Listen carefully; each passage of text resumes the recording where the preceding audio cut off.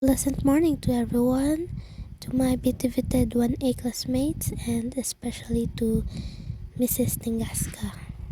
And we are the third group. But before I introduce our topic, nasa ko ihatag nga examples or mga situations ninyo. Parihaan awa naay na pandol. Kamo kung nakakita mo o kanang ingon na napandol inyo barong amiga or kaila or di bisag di kaila, unsa inyong tan-aw nga inyong maymong reaksyon or inyong buhaton. Di nga makauna-una mo nga inyo rang labyan or inyong katawan or bugal-bugalan bisag tabangan. Pero as humans nga nay compassion, di ba? Ang ato yung makuan kay tabangan jud. Karon unsa may inyong tan-aw nga connect ani sa among topic nga natural law? Naa ba ni connect? So let's find out. What is natural law? It is a theory in ethics and philosophy that says that human beings possess intrinsic values that govern their reasoning and behavior. From the word intrinsic values, intrinsic means something inside us, something within us. Nasa atong core something in our brain or in our heart nga di na still it is natural for us. Kaya atong kung makita tag napandol, bisag sige makahuna-huna tag bati nga dili tabangan or katawan, but we cannot deny the fact that we have the conscience or the kanang murag ingon gani nga dili man ni mao nga buhaton murag mo ni dapat. Let's dig deeper aning natural law. There's this story there from the book Not As Kay Siya, pero ako na lang i-summarize gamay raman ang thought. Giingon diri nga Pantaleon Alvarez from the Speaker of House of Representatives kay ni konta siya ni buhat or ni draft siya og bill sa kanang legalizing same-sex marriage kanay, pero before pa na formally og kanang bill kanang hatag kay gi-decline na or giayawan na sa mga senador. Yung tanaw, ngano kang dali kayong gidilian ang kanang same-sex marriage diri sa Pilipinas? Ngano ka ha? So ang giingon diri kay unsightly kuno or dili nindo tan-awon, pero para ko anak ko kay murag it is because Philippines is murag one of the most religious countries in the world, basing on kanang divorce gani, di ba? Ang Vatican City na lang og ang Philippines ang wala gilegalize ang divorce, ang same-sex marriage pa kaha. Ron unsa naman sa iyang tan-aw, unsa may connect anis natural law? So ingon ani din when you say natural, it is something common or kanang perming makita, so it is acceptable, while ang unnatural mao na siya ang dili common makitaan sa mga tao, so murang sa gikuan og unnatural or unacceptable. As humans, ang mga natural natong mga buhaton kay we eat, we sleep, we drink, we procreate, and many more. Maunang dugay kayo na aprubahan ang kanang mga nganana ang mga isyu sa atong bansa like divorce and this same-sex marriage. Kuno dili natural, it is unnatural daw. Pak ang Christian Church ana ni dayon ang natural law sa daw, kaysa natural law kay kanang dapat daw iserve ang purpose sa usa ka tawo, like for example ang kung magkuan kag marriage, diba, you mate, but if dili mo opposite kanang sex kay dili mo ka procreate, so dili ma-serve ang purpose nimo daw. Pero nasa argument ani nga ang natural law daw kay pwede ra daw na kay kanang marriage purpose is to be happy man, everyone needs to be and has the right to be happy. Going issue pa man gani, daghan pa kayong mga ethical issues, dili lang kani kanang naapay abortion, euthanasia, mercy killing, kaning death penalty na kuno kay maka-interfere daw na sa natural law, so, sa naturality nga nangahitabo sa kalibutan. Now let's move on to Thomas Aquinas. So kani siya 1225 to 1274, a Dominican friar and doctor of the church, was a leading scholastic philosopher of the Middle Ages and was canonized in 1323.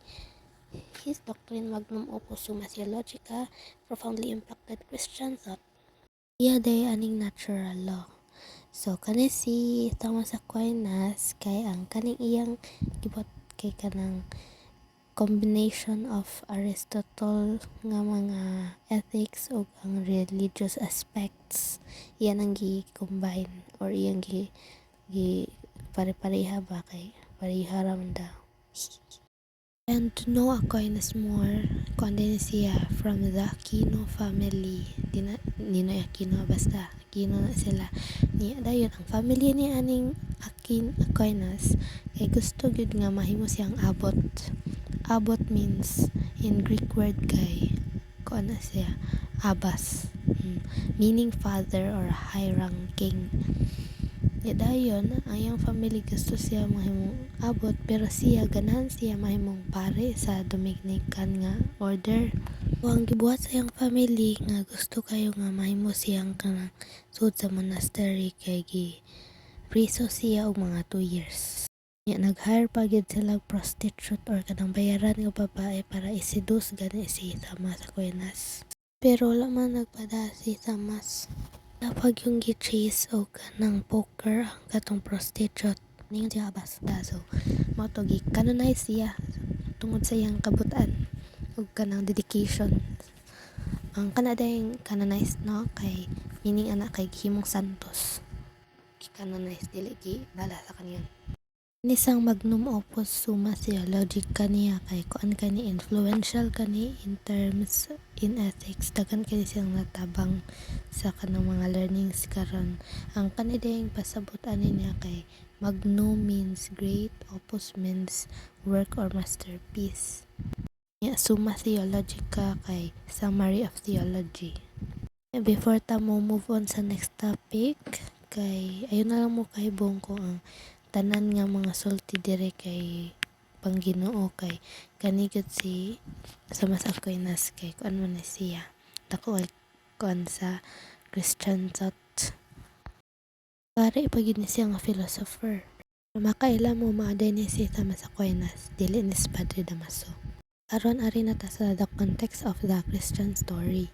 Number 1, we are created by God and that our limited human intellect can't grasp Him. Pasaput ana kay tanan nga atong nakit-an dire bisan asa ta mo tan-aw is made by God. Like atong creation of the universe nga sa first day ningon si God nga unsa to niya, let there be light, and the light there is. Mga nana ba? Made everything that we see, that we can touch, everything yun. And never ta makatupong niya based on intellect or anything, because He is the one who created us. He is our creator while we are just the creatures He made. Example sad kanang natay mga butang nga dili ta makasabot kanang mga problema nga maabot sa atong life, unya din maingon ta nga nganong sa ako man hitabo nga unfair kay ang world, but God has purpose anang mga hitabuan. We just can't grasp His purpose na to. So number 2, true happiness is found only in God, not in worldly goods. Pasabot kay ang tinuod nga kalipay kay mapangita ra gyud na or makita na ni God. No matter how rich you are, bisag unsa pa ka dato, ka famous na animo tanan, but if you don't have God in you, mura ra kag kanang baso nga buslot. Bisag unsaon pa nimo puno, di gid ka mapuno. You will never ever get full. So let God be the takip, and His blessings will overflow you, and you will find true happiness in there. Kay giingon diri sa katong libro, true happiness is only obtained with God, and salvation is only possible through God's grace. Number 3 na ta, Jesus Christ as the Savior. So, di ba hapit na Lenten season or ang Holy Week? So, i-remember na sa nato ang mga kasakit ni Jesus Christ para nato nga siya ang nagtubos sa atong mga sala. Iyang gibasa ng cross ug nagpakamatay siya para nato, di ba? So, mao ni ang mga context or mga sud sa Christian story. So, di ba kanang kita man siguro din ni Christian, so kibaw na ta ani. So, let's move on to kanang Aquinas ethics. First is happiness. Actions driven by happiness requires careful direction.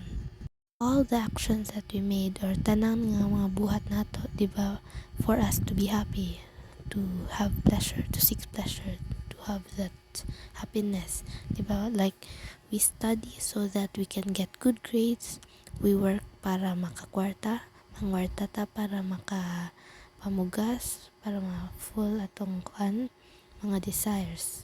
But it can also mean nga ang tao kay mangawat para makakuha siya happiness. Like for example, kanang bata ang wala nagay makaon kay for her or him to be happy, mangawat siya to fulfill his or her stomach or her desire. So not all things that can make us happy kay atong sundon. We have our limitations, jud.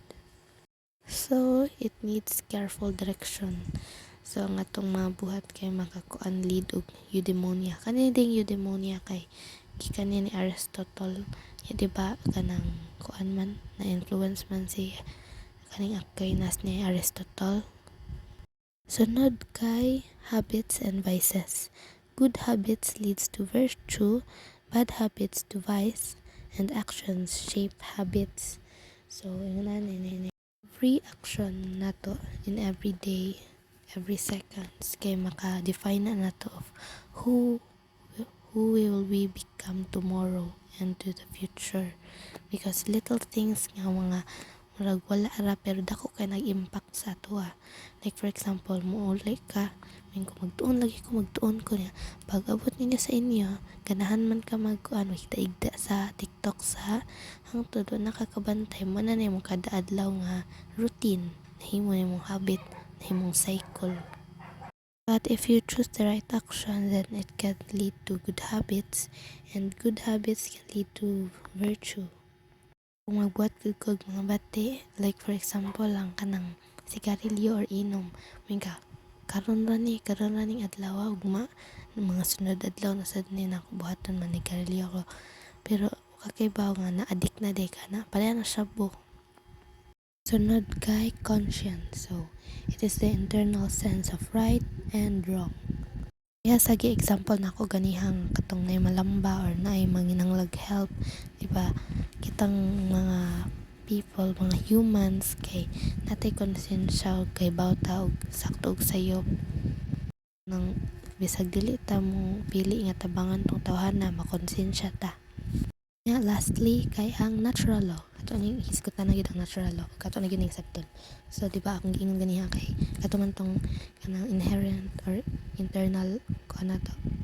Intrinsic value day or something that is deep within us and gid nato naturally. Wala ta gitudloan, nara gid nato.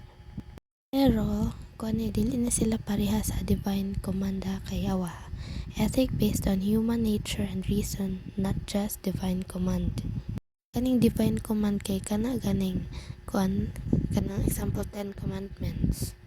Kaya tong do not lie, do not steal, mga inana, mga honor your mother and father, mga to say mga divine law or kanang based on external or kanang giingon na nato ba or gitudlo sa ato specifically on the Christian church.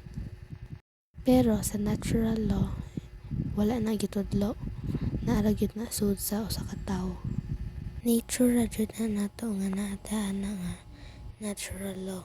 Kuriha ng mga baka no, kung sa animals pa kay di ba gitudloan ba na silang kaon na katug pag aw pag meow pag unsa pa na din wala ra nagkita nga naatay nature, naatay something nga kita ra gyud naata na ang natural law. So that's the end of my topic. Thank you for listening. I will pass you to the next reporter, Miss Parais. Bye.